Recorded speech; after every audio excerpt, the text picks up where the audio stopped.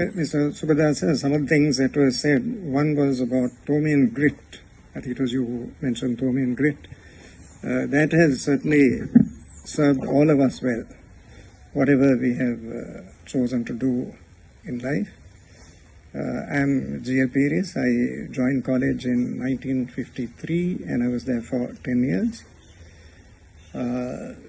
Mr. Sugathadasa, I think, belongs to a tradition of teachers, now regrettably very, very scarce, few and far between. The distinguishing characteristic was they regarded teaching not as a job at all, but as a calling, as a vocation.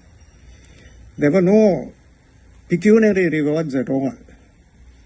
Teachers were not well paid, and they did not enjoy any kind of prominence, but the deepest satisfaction for them was the success of their students. And they dedicated their lives without any kind of reservation for the well-being of their students. Now, I think I can truthfully say that that period, the decade that I spent at the school by the sea was the happiest period of my life. No stress, no tension. It has often occurred to me, it's a great pity that today children are not even able to enjoy their childhood. So much competition, not among the children, but among the parents. Tuition to get 1 mark more. Who has come first, who has come second. It generates so much acrimony, bad feeling and so on. But none of that happily characterized our years at St. Thomas College. It was also said by someone that Mr. Sugathadasa was approachable. I think that's very important.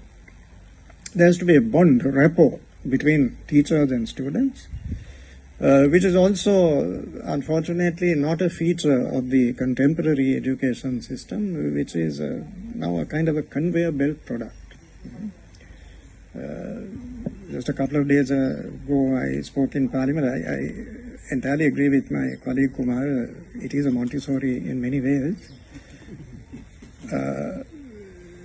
You know, if you, in the university today, if you have a tutorial class, as is often the case, 250 students in a tutorial class, the teacher does not know the names of his students. So that is not approachability, and indeed that is not education in any significant sense of that term. So that is a very refreshing contrast, the tradition of teachers that is represented by Mr. Sugathadasa. A reference was also made to the movement under W.D. Pinto Jayawardena at that time. Mr. Pinto Jayawardena, Mr. G.L. Jinodasa, Mr. Savadas Kopareheva. Right? Now, they imparted to us skills that proved very useful to us later in life. I'll just give you one example. At one time, I was the cabinet spokesman. So you have a cabinet meeting once a week, and after that, it is your job to explain to the media the important decisions that were arrived at by the cabinet. So I developed the habit of speaking first in Sinhala and then in English. At that time, President Milinda Hettiarachchi asked me, how do you do this? I didn't use any notes. I would speak extempore in Sinhala, and then for the benefit of foreign journalists and others, I would impart the same information in the English language. So he asked me, how do you do this? It is a verbatim translation of the Sinhala version without any notes, without any variation, exactly the same thing. So I told President Rajapaksa, the credit does not belong to me, it belongs to the people who taught us at St. Thomas's. We were given a very, very strong grounding in language. And that's a skill that is obviously useful. Whatever you do in life, it is a singular asset. So it is a pleasure to be present on this occasion and to pay tribute to all the attributes, the dedication, the commitment that is exemplified by the career of Mr. Sugathadasa. Handicrafts, metalwork, all of that goes to make up a complete education. See, what's wrong with education today? It becomes rote learning. You absorb a vast volume of factual material, you retain it in your memory, and then you reproduce it at examinations. There's no attempt to get students to think critically and to apply a body of knowledge to practical challenges in life.